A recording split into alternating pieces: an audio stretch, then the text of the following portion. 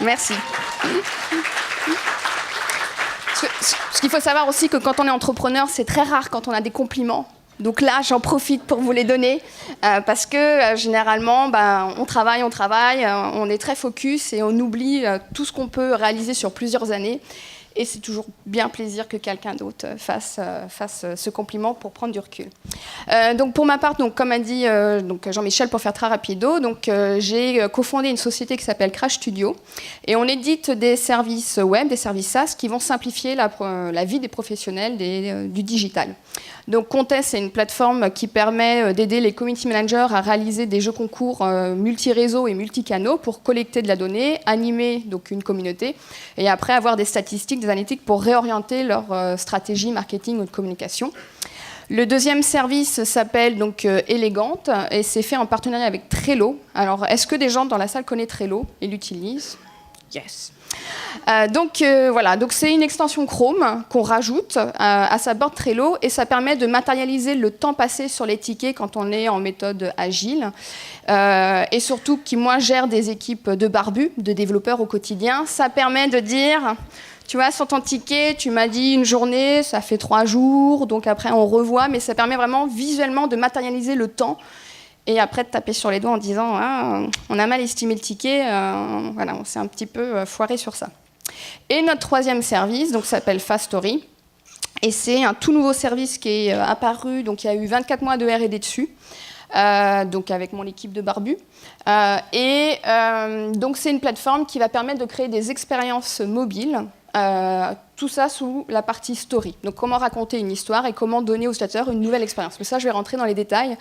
Parce que ça va être un peu le but de ma présentation, c'est de vous partager ces 24 mois de R&D acharnés, parce qu'il ne faut pas oublier qu'on est une équipe française, située en France, et à l'autre bout du monde, dans la Silicon Valley, les mecs, ils boivent du Red Bull, ils bouffent des pizzas et ils tracent, et nous, on est toujours dans cette compétition acharnée pour être toujours les premiers sur un service et offrir un côté un peu plus disruptif sur un nouveau vraiment besoin.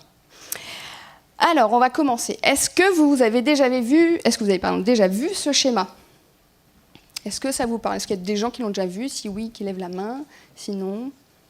Ah, une personne. Chut, pas tout de suite. OK. Alors, la couleur bleue peut vous aider et la thématique aussi. Donc, on pourrait se dire, est-ce que c'est les battements de cœur de Trump quand il est en train de tweeter, quand il sait qu'il va balancer un petit tweet ?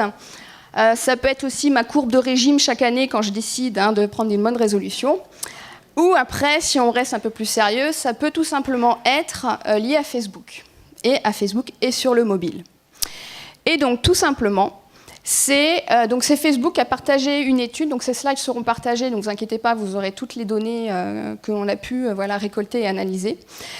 Donc, c'est tout simplement Facebook qui a... pas surveillé, mais qui a demandé l'autorisation à des utilisateurs de surveiller leur newsfeed, on va dire ça, sur la première diffusion d'une émission de télé, donc aux États-Unis. Et donc, en gros, ce qu'ils ont remarqué, c'est que à chaque diffusion d'un spot télé, les gens vont sur leur mobile et consultent leur newsfeed. Donc on se rend compte là, donc même si tout le monde le sait depuis des années que les gens fuient les pubs télé, ça confirme vraiment qu'il y a vraiment les deuxièmes écrans, qu'on n'est plus juste focus sur son écran de télé, mais qu'en même temps, dès qu'on a un spot publicité, ou bien on va faire chauffer les pizzas, ou bien on va aux toilettes, ou bien on sort le newsfeed et on regarde ce qui se passe sur Facebook. Donc, de ce fait, tout le monde s'est dit, maintenant, on va mieux orienter notre stratégie de communication, de création de contenu sur donc Internet, sur desktop ou autre. Mais nous, en tant qu'utilisateurs, on n'aime pas la pub. Donc, si on a fui les pubs télé, si on fuit les pubs radio, forcément, on trouve toujours une alternative. Et sur nos ordinateurs, on installe des adblocks. Et la courbe rouge, ce que vous pouvez voir maintenant, c'est les adblocks sur mobile. Et donc là, quand on additionne les adblocks sur mobile et sur desktop, on équivaut à 2 fois le taux d'utilisateurs actifs de Twitter. Donc ça nous fait plus de 600 millions d'utilisateurs qui installent ces adblocks et en gros qui ne veulent pas être dérangés par de la publicité intrusive. Donc premier constat, donc je fais souvent des petits constats, mais ça permet vraiment de prendre le temps et de prendre le temps sur les choses. on se détourne de la publicité traditionnelle et on va privilégier tout ce qui va être les contenus digitaux pour le côté interactif, immersif et avoir une nouvelle expérience. On en veut toujours plus et on en a marre, entre guillemets, en tant qu'utilisateur, d'être bombardé par de la publicité qui ne nous correspond pas ou après de la publicité. Donc je vais chercher à acheter un vélo et après je la vois 36 000 fois le même vélo partout sur tous les sites que je navigue. Et en plus, le pire, c'est quand j'ai acheté le vélo, je le vois encore partout. Donc on n'a pas encore vraiment cette faculté, en tout cas dans la partie régie pub, à un moment donné, de savoir les actions ou les usages. Et donc là aussi, une petite citation du Global, donc la personne de Pepsi qui gère un peu toute la partie stratégie contenu, pour vous dire dans quel rythme effréné qu'on est, donc ce qui a pu faire l'introduction de Jean-Michel, c'est qu'à l'époque, Pepsi faisait 4 spots télé, ça leur coûtait environ 1 million de dollars, mais en quelques années, ces 4 contenus sont devenus 4000, et puis sur l'année écoulée, c'est devenu 8 mois, puis maintenant 8 jours, puis 8 heures.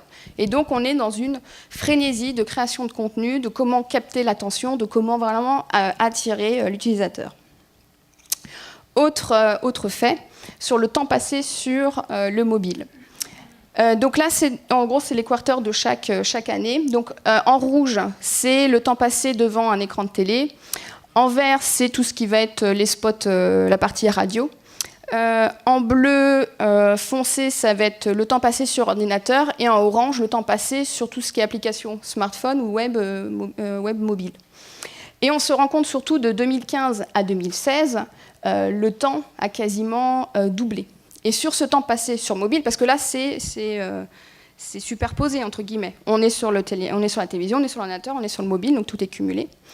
Et on se rend compte que sur ces 2h10, on a environ 90% du temps passé qui sont monopolisés sur les réseaux sociaux. Donc ça va être YouTube, ça va être Facebook, ça va être Snapchat, ça va être Instagram, ça va être Twitter. Donc là, on se rend compte que notre temps d'attention est de plus en plus important sur mobile. Donc moi qui bosse dans le milieu du web depuis 2005, donc ça va faire quasiment 10-15 ans, et depuis l'apparition de smartphones, on entend mobile first, mobile first, mobile first, mais l'année 2016, ça a été où vraiment le temps passé, donc on arrive vraiment à cette année où le temps passé sur mobile dépasse la partie desktop, et maintenant on a tous un smartphone dans sa poche. Le problème, c'est que comment maintenant, avec tout ce que j'ai pu vous montrer, comment on va capter et maintenir l'attention de l'utilisateur, comment on va le rester focus, sachant qu'à un moment donné, notre temps, on n'est pas non plus, on n'a que 24 heures, on a besoin de dormir, on a besoin d'avoir une vie aussi en dehors du web, mais on est tout le temps connecté, et comment avec nos messages à nos marketing, on peut attirer l'attention.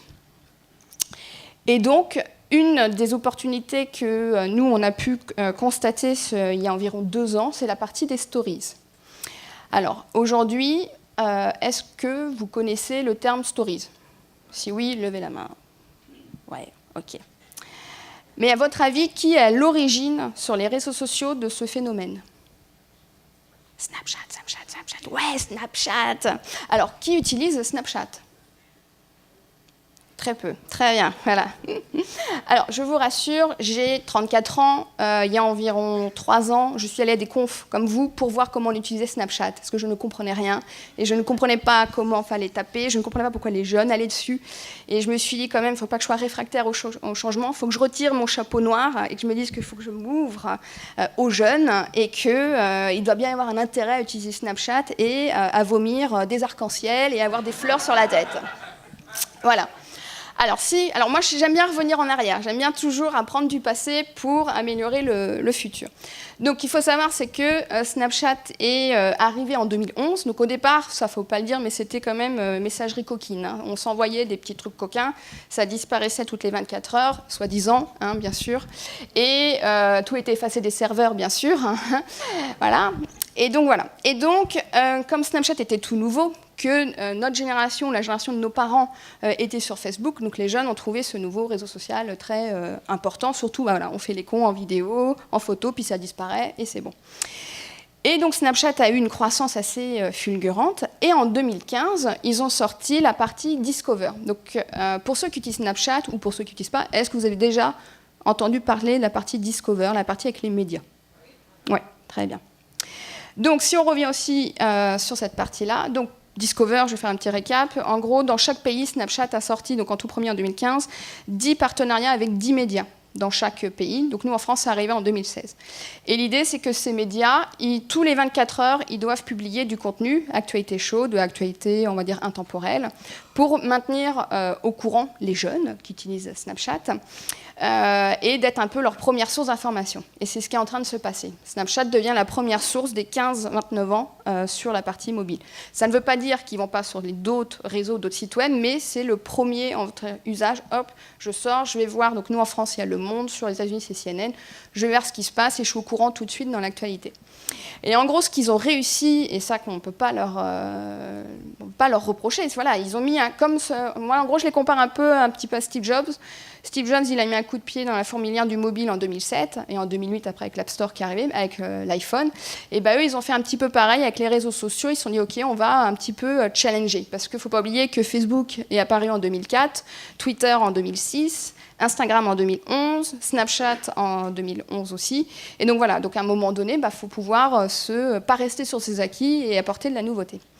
Et ce qu'il faut savoir, c'est qu'en 2010, quand l'iPad est apparu, on a eu un peu le phénomène du digital publishing. Et en gros, on a dit aux médias que le magazine papier, maintenant, il va être retranscrit sur la partie iPad. Sauf qu'aujourd'hui, c'est pratiquement que des PDF qu'on retrouve. Il n'y a pas vraiment d'interaction de quelque chose un petit peu innovant. Les seuls qui avaient vraiment tenté la chose, c'était Wired à l'époque. Donc c'est vraiment le magazine qui s'adapte selon le format paysage-portrait, qui a de la vidéo, qui a des interactions, qu'il y a beaucoup de choses. Sauf que faire ça, ça prend du temps. Il faut former les personnes. Graphisme print, j'ai fait du graphisme print. J'ai fait art appliqué, j'ai été dans la partie print, donc tout ce qui est magazine, papier et quotidien, donc j'ai vécu ça. Et après, j'ai visé sur l'avenir et j'ai fait une formation pour faire des DVD et des CD-ROM. Voilà, l'avenir bien... voilà. Parce qu'à l'époque, il n'y avait pas toutes ces écoles. Le UX, ça n'existait pas. Ergonomie web, c'était au tout début, c'était un peu novice. Et j'ai appris à faire du Flash aussi, donc l'ActionScript 3, donc pour les barbus dans la salle, donc ce qui aussi a été tué. Mais voilà, donc en gros, voilà, toujours apprentissage. Et donc voilà, donc ce qui s'est passé pour le digital publishing, c'est que des gens qui font du print, et surtout les entreprises, on ne laisse jamais le temps aux gens de se former, il faut toujours aller plus vite, mais on ne leur a pas laissé le temps de se former. Et de passer du print papier à faire du digital publishing, qui est un peu du web, sans trop être du web ou autre, et ça a aussi un coût et un temps de formation. Et en même temps, Apple se prend 30% au passage sur la vente d'un magazine, donc voilà, ça n'a pas tellement fonctionné. Et ce qui a réussi, donc Snapchat avec la partie Discover, donc là je vous ai fait un petit gif animé, c'est qu'ils ont pu retranscrire tous les codes du magazine papier, mais avec toutes les interactions et les animations que le smartphone offre. Donc des animations de typo, de texte, des vidéos en fond, et c'est tout le temps attractif, et on a envie de zapper, on a envie de voir le contenu toujours à la suite. Donc voilà, donc ça en gros, c'était eux qui étaient à l'initiative de ce format, que maintenant dans le jargon du marketing on appelle story, parce qu'à la base c'est discover, mais maintenant c'est devenu vraiment la partie story, c'est vraiment le terme, et ça correspond entre guillemets au phénomène du snackable content. On consomme, on grignote, on mange du contenu, on ne l'enregistre pas dans la tête, ça c'est encore autre chose. Mais en tout cas, ça reprend tout ce qui est la rapidité de consultation, le côté très visuel, très ludique, vraiment la vidéo, la photo de fond ou tout ce qui est gif animé qui revient en boucle. Le côté immersif par rapport à toutes les fonctionnalités, comme j'ai dit, qu'on peut avoir du mobile. Et le côté forcément émotionnel. Donc là, c'est aussi un autre sujet qui est le design émotionnel, mais tout ce qu'on va partager une émotion et on va avoir un petit... Voilà, ça nous réveille en nous quelque chose. Alors là, je vous ai une petite vidéo que j'ai fait hier soir par rapport à Halloween, pour les gens qui ne connaissent pas vraiment ce format. Donc on va tenter, voir si ça marche. Donc voilà, donc on est dans Snapchat, hop, on clique sur le magazine, le média qu'on veut, et vous voyez, tout ça, c'est des animations, le texte il apparaît, il y a une image en fond, et voilà. Et tout ce côté un petit peu qu'on peut retrouver dans la mise en page papier, on va dire, c'est le mise en page papier, c'est le magazine, oui, mais là c'est animé. Et donc les gens sont très friands de ça. Alors je vais faire pause, tac, et voilà la suite. Et pour les médias qui ont l'opportunité... Alors, il faut savoir que quand on est sur Snapchat, c'est une opportunité pour les médias, mais il y a extrêmement de contraintes. On est obligé de publier du contenu toutes les 24 heures. Si on ne fait pas l'affaire, on est squeezé de Snapchat. Yahoo l'a fait, et ils n'ont pas tenu. La qualité n'était pas de contenu, vous n'aurez pas tenu le délai de 24 heures. Hop, on coupe. Après, il n'y a pas des accès API. Les statistiques, ils les ont tous les 48 heures. Donc après, je ne m'inquiète pas pour eux. Ils ont des équipes de barbus, donc ils vont avoir les données comme ils veulent. Mais en tout cas, c'est très restrictif. Il y a une exclusivité aussi sur le contenu qu'ils ne peuvent pas diffuser après au bout de 48 heures ou 3 jours. Ça va dépendre des deals. Mais en tout cas, voilà, on ne fait pas ce qu'on veut. C'est comme sur Facebook. On est chez Mark Zuckerberg. Bah là, on est chez le petit fantôme. On ne fait pas ce qu'on veut. Et donc, aussi, ce que je vous ai montré, la vidéo, aussi point important, ce n'est pas des développeurs qui font la vidéo. C'est des motion designers. Donc, c'est-à-dire qu'il faut qu'en interne, vous ayez quelqu'un qui puisse maîtriser le montage vidéo, les animations, tout ce qui est un petit peu effets spéciaux. Ce n'est pas le graphiste sous Photoshop ou sous Illustrator qui va faire ça, c'est sous After Effects et après Premiere. Donc, il faut que la personne en interne ait les compétences. Et ce n'est pas un graphiste print ou un designer qui va d'un seul coup maîtriser After Effects et faire toutes ces animations. D'où aussi un autre point, le problème de la formation en interne et d'avoir les ressources qu'il faut. Pour revenir sur les retours des médias qui ont accepté de partager des infos et des données aussi sur les retours d'expérience qu'ils ont eu sur Snapchat.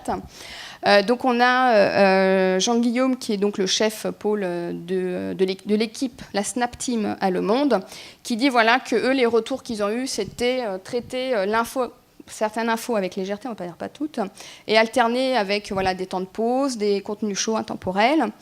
Pour l'équipe qui est un magazine qui est lié à tout ce qui est le foot, le sport, donc pour eux, ils ont vraiment remarqué que le côté gamification, le côté travail graphique est très important. Et CNN qui a surtout dit qu'eux, ils n'arrivaient pas à toucher les jeunes, que ce soit sur la chaîne télé, sur la page Facebook. Et c'est vraiment sur Snapchat qu'ils ont pu se faire connaître et attirer leur attention. Mais vous allez me dire, mais attendez, je ne comprends pas, parce qu'il y a Snapchat, mais il y a aussi Facebook, il y a aussi Instagram, il y a aussi... maintenant, tout le monde fait des stories, donc vraiment, c'est un peu le flou.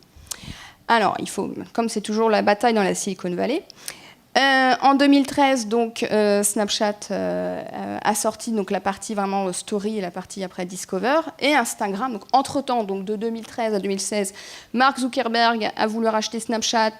Le fondateur Snapchat lui a dit... Moi, je vais jusqu'au bout. Donc, Mark Zuckerberg lui a dit, il n'y a pas de souci. On va voir dans quelques années ce qui va se passer. Bim! Instagram sort les stories. Et là, on voit que ça cartonne et ça monte. Et donc là, on se dit, mais alors, on va sur Snapchat, on va sur Instagram, qu'est-ce qu'on fait? Donc aussi, pour faire un petit retour sur Instagram, à la différence de Snapchat, c'est que Instagram, c'est un réseau social ouvert. Tout le monde peut s'abonner à tout le monde, peut suivre le contenu des photos, que ce soit pour des marques ou pour des particuliers. Que Snapchat, on ne peut pas. Tout est fermé. Il faut être ami pour avoir le contenu et ainsi de suite. Et Instagram, c'est le côté très qualitatif. Les marques sont présentes, elles font de la pub. Il y a le côté, je prends une photo, j'édulcore ma photo. Donc tout le monde est photographe, tout le monde fait très attention aux photos qu'on poste sur Instagram. Donc il y a un côté très qualitatif sur l'usage visuel. Que Snapchat, on fait le con, on machin, bidule, on envoie, c'est effacé et on s'en fiche. Et d'ailleurs, la petite guéguerre a continué, où le Head of Product remercie Snapchat d'avoir évangélisé, d'avoir inventé ce format, et que maintenant c'est devenu un format universel et qu'il appartient à tout le monde. Donc voilà, la guerre des brevets, on va voir ce que ça va se passer. Donc là, c'est un exemple aussi sur, pour vous montrer sur un autre usage d'une story qu'on peut avoir aussi sur Snapchat, mais en tant que particulier, et pas être dans la partie Discover. Donc voilà, donc c'est pareil. Là, c'est que de la photo, et les gens prennent des photos directement de leur téléphone mobile. Là, cette marque a décidé de se payer un motion designer et d'ajouter des petites animations. Et là, c'est plutôt des tutos pour faire de la cuisine. Donc là, c'est aussi un autre usage pour vous montrer qu'il y a le côté... Je fais dans le côté VIP Discover des médias et je fais carrément un magazine papier tous les 24 heures. Et là, le story un peu plus, on va dire, pour les particuliers qui n'est pas être obligé d'être publié toutes les 24 heures, mais plus sur la partie tuto. Et sur Instagram, un autre usage de story. Donc ça, c'est le côté un peu où je vous montre un peu des exemples. Où là, c'est la marque... Alors, on va essayer d'avancer un petit peu. Hop... Bacardi, qui a détourné un petit peu l'usage des stories, où en gros, elle propose à l'utilisateur d'être un DJ. Et donc, pour ceux qui utilisent donc, Instagram avec les stories, vous savez, en haut, vous avez la timeline avec tous les écrans, et on tape à droite à gauche pour revenir en arrière ou aller en avant sur la partie des stories. Et donc là, ils ont fait plusieurs petits montages de vidéos avec du son. Et quand on tape avant, tape arrière, on a l'impression d'être David Guetta et on fait de la musique directement sur Instagram. Donc c'est un autre moyen de parler de la marque sur un usage où l'utilisateur est actif, fait de la musique sur Instagram. Et donc voilà. Et donc ce format aujourd'hui, tout le monde l'utilise, tout le monde se l'est approprié. Donc ça s'est vraiment passé aussi dans les 2016. Et donc on a des stories partout. Donc on ne comprend pas vraiment comment l'utiliser, à quel moment on doit publier, vraiment qu'est-ce qui se passe, ce genre de choses. Et voilà, et ça c'est mon quotidien de travailler dans le domaine des réseaux sociaux. C'est que ça change tout le temps, on ne sait plus où on en est, les API changent, les développeurs changent, voilà. Et donc à un moment donné, mais qu'est-ce qu'on fait et qu'est-ce qu'on recommande aussi aux marques? Parce que les marques aussi, elles sont perdues vu qu'elles n'ont pas forcément le temps de se former à tout ce qui se passe. Et donc comment vous aider au quotidien? Donc, on va prendre un petit peu de recul, et déjà, au-delà des stories, qui est un format, on va dire, innovant sur la partie smartphone, mais ça vient vraiment des fondamentaux du storytelling. Donc, comment raconter une histoire, comment évangéliser son produit autrement. Robert McKee, qui est un des plus grands consultants scénaristes à Hollywood, donc c'est un professeur qui est dans des grandes écoles, qui évangélise sur le côté storytelling, narration des histoires, et tous les scénaristes le sollicitent pour qu'il relise tous les scénarios et il les retravaille. Et donc lui, un peu sa vision, c'est que le storytelling, c'est le meilleur moyen de passer un message à travers le monde. Et donc si on reprend les fondamentaux, le storytelling, c'est comment raconter une histoire à un consommateur, mais en l'aidant, en promouvant plutôt des valeurs que plutôt le produit, le service, les qualités fonctionnelles de la montre. Voilà, comment on fait rêver. Ce que disait Corinne tout à l'heure sur la partie smartphone. Entre guillemets, c'est pas le téléphone en lui-même que Apple nous a vendu, c'est l'expérience, c'est avoir Internet, c'est avoir du tactile, c'est de consulter des vidéos et puis être sur son BlackBerry ou Nokia, parce que j'ai fait aussi du développement pour les BlackBerry Nokia. Et ça m'a vraiment changé la vie quand je suis passée sur iPhone. D'avoir une nouvelle expérience et de changer en tout cas de vie, de sentir qu'il y a quelque chose de nouveau qui est passé. Donc déjà, se constituer une équipe. Alors, si on prend, comme je vous disais, la Snap Team de Le Monde, n'ayez pas peur. Ils ont embauché 10 personnes à temps plein pour travailler sur Snapchat. Donc là, on peut voir le rédac chef, les journalistes et à la fin, les 2 motion designers. Donc là, vous me dites, ouais, elle est gentille, mais on ne va pas se payer des journalistes, on ne va pas constituer une équipe de 10 personnes. En plus, il faut que je convainque mon boss au-dessus pour lui dire qu'il me faut tant de budget. Non. Vous êtes déjà une Snap Team. Voilà, déjà, rassurez-vous, vous l'êtes déjà. Toutes les personnes qui bossent en marketing, qui sont community managers, vous faites déjà du contenu. Le designer fait déjà, entre guillemets, du graphisme, de la vidéo, pas forcément, mais en tout cas a déjà cette sensibilité à la partie graphique. Et donc en gros, si on transpose, le head of marketing, c'est le rédac chef. Les gens qui font toute la partie contenu, community manager ou content manager, ce sont les journalistes. Et le motion designer, le web designer, il reste motion designer. Voilà, il a les bases, il a eu des cours, il a eu cette formation pour. Et pour faire un petit retour en arrière, là, je vous partage une étude de la cartographie des métiers qui sont liés au marketing et au design 2016. Donc c'est l'IAB, donc Institution française sur la publicité, que chaque année, ils font tout un mapping de toutes les professions qui évoluent. Rassurez-vous, ça évolue tous les ans. On est comme les 2 autres présentations qu'on a eues, ça n'arrête pas de changer, de bouger. Et pour vous dire qu'à la base du premier métier, c'était le webmaster. Quand le net est arrivé, quand Internet est arrivé. Et après, donc le webmaster, il faisait tout. Polyvalent, paf, je fais un peu de graphique, je fais un peu de design, je code un peu, HTML, tout ça. Mais après, ce métier s'est explosé en différentes professions, qui après, ces différentes professions se sont devenues, se sont expertisées, et après, ça va véritablement évoluer. Le métier de community manager, aujourd'hui, va dans quelques années se transformer dans la partie content manager, social media manager, et après, ainsi de suite, SEO. C'est pour vous dire, et surtout de ne pas avoir peur de les acquis qu'on a appris au tout début de notre carrière et qu'on a évolué. Je vous rappelle, j'ai fait des DVD. des CD-ROM, et en plus je passais par la case print papier. Et maintenant, je fais du produit, je fais du web, maintenant je vais faire du mobile. Et en gros, on est dans un monde où il faut tout le temps apprendre, tout le temps, on ne vous demande pas d'être expert, de savoir tout, mais c'est juste de pouvoir s'adapter au monde qui change avec nous et de pouvoir évoluer pour pas être à un moment donné mis au placard à côté de la photocopieuse et des toilettes. C'est tout. Et ça, c'est... Alors après, vous allez me dire, ouais, mais au quotidien, trop de boulot, machin.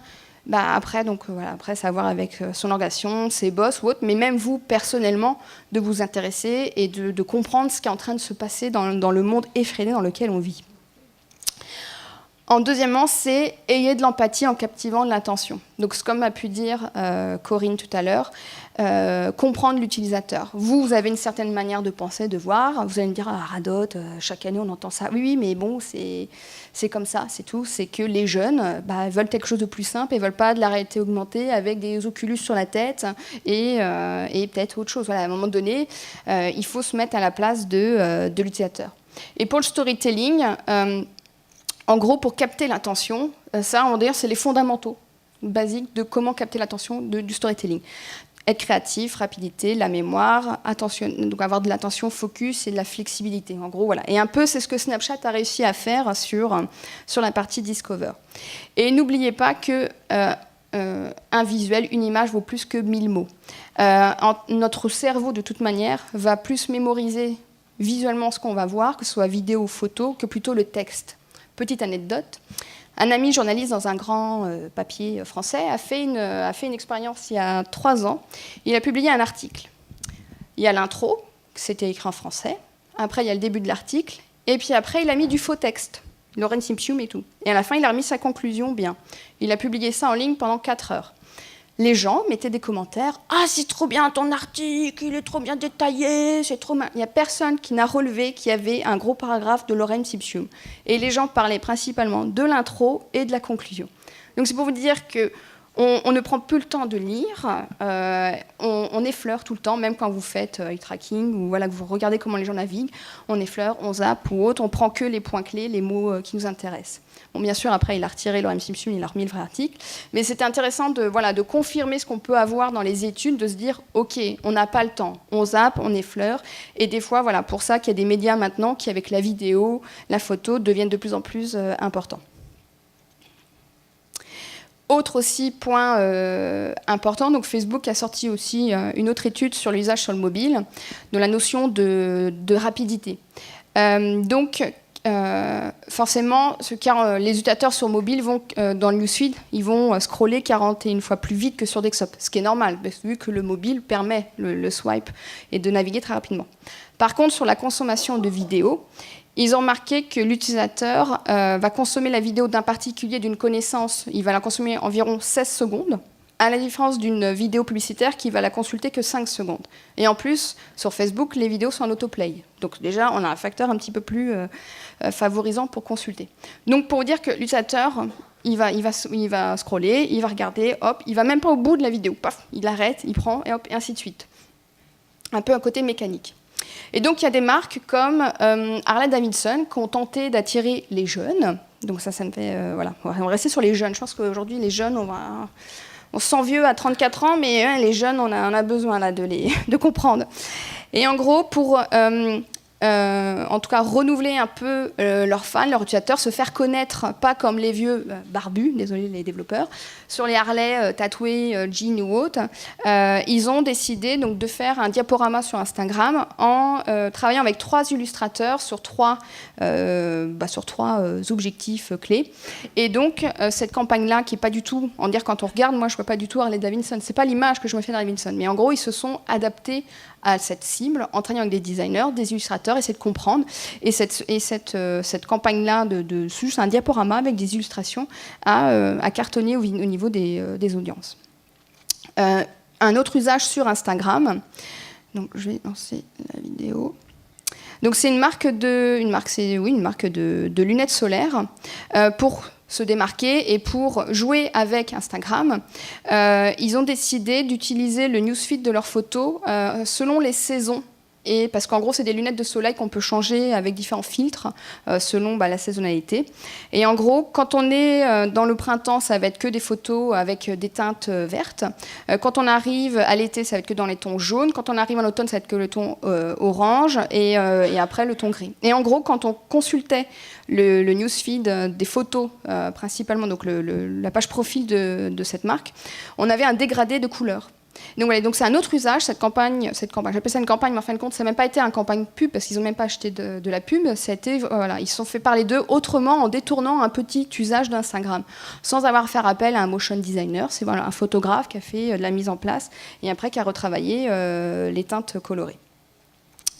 Et aujourd'hui, dites-vous qu'on n'est plus dans une économie d'intention, mais une économie d'impulsion. C'est-à-dire que les gens vont être impulsifs sur ce qu'ils vont voir d'un coup, et ils vont consulter ou pas. Et donc ça, c'est encore aussi un autre challenge à relever au quotidien. Ensuite, partager des histoires authentiques. C'est-à-dire de ne pas vendre un produit avec ses fonctionnalités, mais de raconter une histoire, de toucher un autre moyen, l'utilisateur. Donc ça, c'était une campagne qui a été faite par la Ligue LICRA, donc Ligue internationale contre le racisme, en 2015. Est-ce que je vais avoir le net pour y aller ? Et donc, c'était avant l'apparition des emojis sur Facebook pour dire « je suis triste, c'est formidable, j'aime pas ». À l'époque, on n'avait que le like. Et donc, eux, pour détourner ce système, pour faire leur campagne, ils ont publié les vidéos à l'envers. Donc, l'utilisateur est donc déjà étonné parce qu'il voit une vidéo qui se diffuse avec la tête à l'envers des gens. Donc, il retourne le smartphone, il consulte la vidéo. Donc là, la vidéo, c'est tous les... pas les clichés, mais tout ce que des gens peuvent être côtoyés au racisme. Donc, c'est-à-dire, je veux louer un appart, mais on me demande 5 garants parce que je suis de couleur pas blanche. Les parents qui regardent la vidéo, une vidéo pub ou autre, et ainsi de suite. Voilà, c'est tous les clichés qu'on peut avoir, des préjugés des gens. Et à la fin de la vidéo, on disait à l'utilisateur, si tu es contre ce système, ces paroles, like, mais le pouce était à l'envers. Et donc ça a permis d'augmenter, de faire la viralité de la vidéo en elle-même sur Facebook. Et peu de temps après, donc c'est pas elle qui a tout déclenché, mais c'est vrai que c'était un phénomène assez important sur Facebook, qu'on n'avait que le pouce en l'air, et quand on avait, exemple, un proche qui décédait et que sur la page il marquait RIP, on n'avait pas mettre pouce en l'air. Donc voilà, il y a eu plein comme ça de circonstances sur Facebook, et ils ont dû relever ce défi de comment partager, voilà, au lieu d'avoir toujours le pouce, je like, de comment les gens peuvent partager une émotion, mais autrement. Et donc là, après, ils ont sorti leur système d'emoji. Donc il y a une énorme étude qui a été faite dessus sur les animations, ce genre de choses. Mais voilà, donc ça a été un autre usage de détourner comment je peux consulter une vidéo, la retourner, et ainsi de suite. Donc voilà, c'est trouver encore une astuce de un peu hacker et pas de se renouveler dans l'usage. Sur Instagram, Mercedes-Benz, eux, filment les coulisses de comment ils vont tester une voiture, les tests crash. Et en gros, ils partagent un peu un quotidien de comment les équipes en interne travaillent sur des concept cars. Et aussi déclencher l'enthousiasme.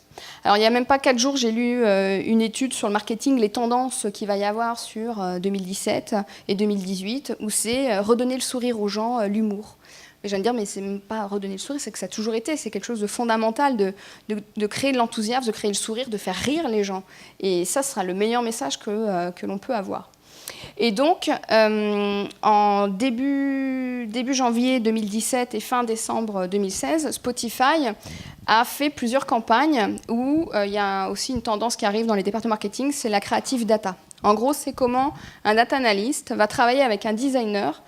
Et au lieu que ça soit la guéguerre de qui a tort, qui a raison, c'est via les données et via les contraintes, de trouver une nouvelle idée de campagne. Et donc, ce qu'ils ont fait, c'est qu'il y a eu plusieurs campagnes qui ont été diffusées à travers le monde. C'est que, donc là, pour celle-ci, ils ont pris... Ah, je le sens. Donc, en gros, ils ont pris le nom des playlists des gens. Et ils ont travaillé avec plusieurs artistes pour détourner un peu le nom des playlists. Donc là, l'utilisateur a marqué ma playlist à mes funérailles. Ok, bon, très bien, t'anticipes. Et en gros, voilà, l'artiste a fait un vidéoclip avec donc Spotify sur on diffuse la playlist et comment les gens peuvent réagir. Ils ont fait aussi une autre campagne en fin d'année 2016 où ils ont repris toutes les données des usages des gens. Et ils ont fait des grandes campagnes, affiches publicitaires, que ce soit dans chaque capitale, à New York, à Londres, en capitale. Et en gros, à chaque fois, ils reprenaient une donnée. Donc, merci aux 10 000 utilisateurs qui ont écouté la playlist Vive le soleil pendant la journée la plus froide de l'Angleterre. Et ainsi de suite.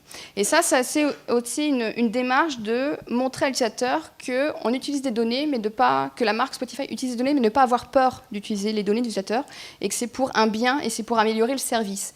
Parce qu'avec tous les problèmes qu'on peut entendre, telle boîte s'est fait hacker les données, les pirates russes, chinois, américains, on nous écoute ou autre, il faut aussi que la marque se dise je vais être transparente, et oui, on récupère des données, oui, on les utilise, mais c'est pas pour vous, entre guillemets, fliquer, c'est peut-être pour améliorer les produits, améliorer nos futurs produits qui vont correspondre à vos besoins, à vos demandes. Et donc voilà, c'était aussi une démarche plus, on va dire, éthique sur l'usage. Autre exemple, alors, il faut savoir que ce que je vous montre, je l'ai fait exactement pour vous, pour Jean-Michel et Laure, cette présentation, mais je l'ai bêta-testé il y a une semaine dans une grande agence parisienne, et j'ai eu un retour un petit peu plus chapeau noir de cette campagne qui a été faite par la marque Ibis Hotel sur Snapchat. En gros, sur Snapchat, Ibis a proposé de faire une sorte de concours vidéo et photo pour relancer tous leurs hôtels qui sont en pleine on va dire, refonte de décoration. Et donc, ils ont demandé aux jeunes de se prendre en photo, de se filmer dans des endroits insolites dans tout Paris ou dans leur ville. Et cette campagne a très bien marché, parce que les gens sont pris au jeu, c'est assez rigolo de se mettre dans différentes positions ou autres. Et donc, la semaine dernière, dans cette agence parisienne, il y a des gens qui ont trouvé ça très marrant, qui ont souri, et j'ai eu une remarque d'un chapeau noir qui m'a dit « Oui, mais vous vous moquez des SDF, c'est pas très bien, machin et tout. » Donc voilà. Donc en gros, c'est toujours pareil, on va avoir des gens qui vont prendre le côté un peu plus fun, sympathique, et on va avoir aussi des côtés un peu plus réfractaires, ce qui, j'ai très bien compris sa démarche. Je ne suis pas derrière cette campagne, c'est pas moi. Mais bon, à un moment donné, on ne peut pas plaire à tout le monde, c'est comme ça, c'est le jeu. Un autre usage qu'a fait Voyage SNCF en France avec Facebook Live. Donc Facebook Live, c'est je filme le moment présent et les gens après peuvent interagir. C'est un peu comme le périscope de Twitter, mais que Facebook a aussi réadapté pour son réseau. Et en gros, eux, Voyage SNCF, chaque trimestre, ils font les promotions des nouveaux billets pour l'été, pour l'hiver. Et là, ils ont essayé de créer de l'humour en faisant comme un défilé de mode où... donc voilà, en direct, la publicité, merci. Hop. Voilà, ils faisaient la promo, donc il y a une voix off, là je sais pas, le son marche pas, et donc c'était comme un défilé de mode, comme ça a duré quelques minutes, où ils disaient maintenant pour faire Paris-Marseille, ça vous coûtera que tant, et ainsi de suite. Et donc voilà, donc cette campagne a été très remarquée parce qu'elle était assez nouvelle, et surtout pour vendre des tickets de train, mais ça suscitait l'humour, l'intérêt, et ils ont eu une forte audience dessus. Et donc, pour finir cette conférence, je voulais juste vous faire découvrir juste un passage de Tinker Hatfield. Donc, je ne sais pas si vous le connaissez, il y a un reportage sur lui sur Netflix. C'est le designer de Nike. Pendant X années, il a travaillé sur tous les concepts des Nike, et donc pour Michael Jordan.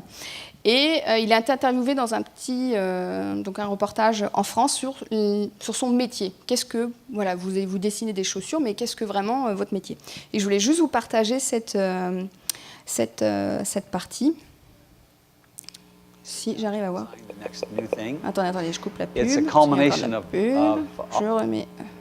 So, what is the job of the sneakers Steve Jobs? Oh. What is your job? What is my job? I think that's a question not often asked, actually. Good question. I think my job is to be a storyteller.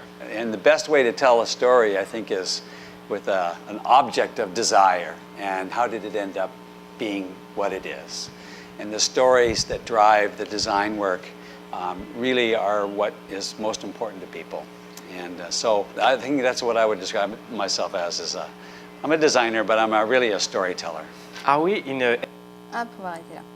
Donc voilà, donc il pourrait dire, moi je conçois des chaussures, je choisis la matière, on fait des lacets et après ça part en production. Et voilà. Et donc, c'est juste pour revenir, comme ce qu'avait pu présenter Corinne ou Jean-Michel tout à l'heure, c'est que le métier de designer, parce que maintenant il est utilisé à foison, comme le mot UX, comme le mot UI, tout le monde fait du UX, tout le monde fait du UI, tout le monde est designer, tout le monde fait des schémas, c'est facile et tout ça.